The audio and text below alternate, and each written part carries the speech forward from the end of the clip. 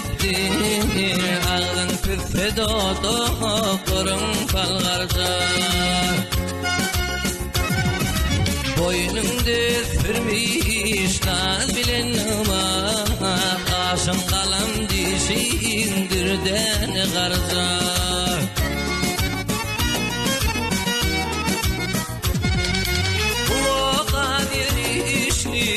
ördek bakışlı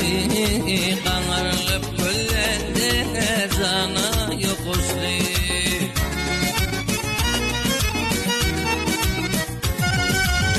İkil kefeceni boynuna kaşlı halarımdan havar alasan arza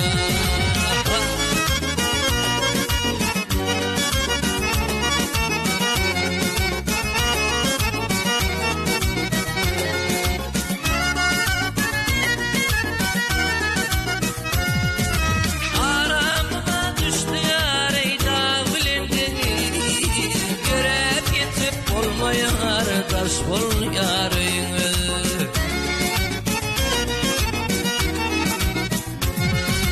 Sabır kararım yok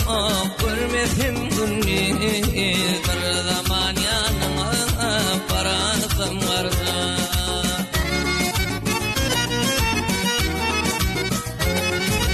Sabır kararım yok görmedim günni bir zaman yanıma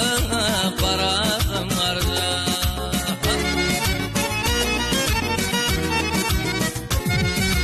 Ben bilmedim oğlum neferden gelip özüm neme ettin serden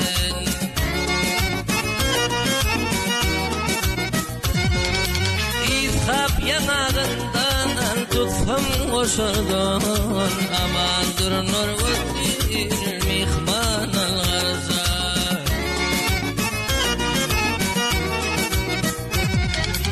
İshap yanağından tutsam koşurdun